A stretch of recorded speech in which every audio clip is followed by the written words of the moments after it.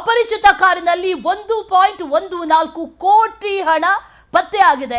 ಆ ಪ್ರಕರಣಕ್ಕೆ ಸಂಬಂಧಪಟ್ಟಂತೆ ಈಗ ಈ 1,14,00,000 ಹಣದ ಮೂಲವನ್ನ ಬೆನ್ನತ್ತಿದ್ದಾರೆ ಪೊಲೀಸರು.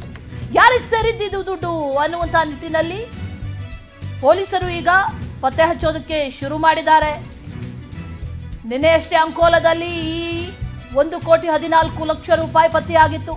ರಾಮನಗುಳಿ ಬಳಿ ನಿರ್ಜನ ಪ್ರದೇಶದಲ್ಲಿ ಕಾರನ್ನ ನಿಲ್ಲಿಸಲಾಗಿತ್ತು.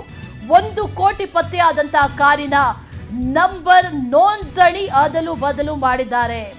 ಕ್ರೇಟಾ ಕಾರ್ನಲ್ಲಿ ಪತ್ತೆಯಾದಂತಹ 1,14,00,000 ಹಣದ ರಹಸ್ಯ ಏನ್ ಹಾಗಾದ್ರೆ? ಈ ಜಾಡನ್ನ ಹಿಡಿದು ಅಂಕೋಲಾ ಪೊಲೀಸರು ತನಿಖೆ ನಡೆಸ್ತಾ ಇದ್ದಾರೆ. 1.14 ಕೋಟಿ ಯಾರಿಗೆ ಸೇರಿದ್ದು ಅನ್ನುವಂಥ ನಿಟ್ಟಿನಲ್ಲಿ ತನಿಖೆ ನಡೆಸ್ತಾ ಇದ್ದಾರೆ. ಈ ನಂಬರ್ ಪ್ಲೇಟ್ ಅನ್ನು ಟ್ರೇಸ್ ಮಾಡಿದ್ರೆ ನಂಬರ್ ಪ್ಲೇಟ್ ಅದಲು ಬದಲು ಮಾಡಿರೋದು ಗೊತ್ತಾಗಿದೆ ಪೊಲೀಸರಿಗೆ.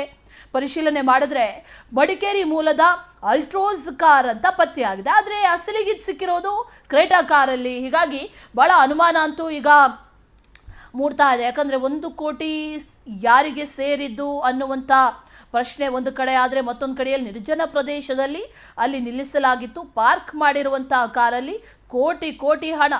ಪೊಲೀಸರೇ ಒಂದು ಕ್ಷಣ ಬೆಚ್ಚ ಬಿದ್ದಿದ್ದಾರೆ. ಯಾಕಂದರೆ ಯಾರಿಗೆ ಸೇರಿರೋದು ಅನ್ನುವಂಥ ನಿಟ್ಟಿನಲ್ಲಿ ಈಗ ಒಂದಷ್ಟು ಪ್ರಶ್ನೆಗಳು, ತನಿಖೆಗಳು ನಡೀತಾ ಇದೆ.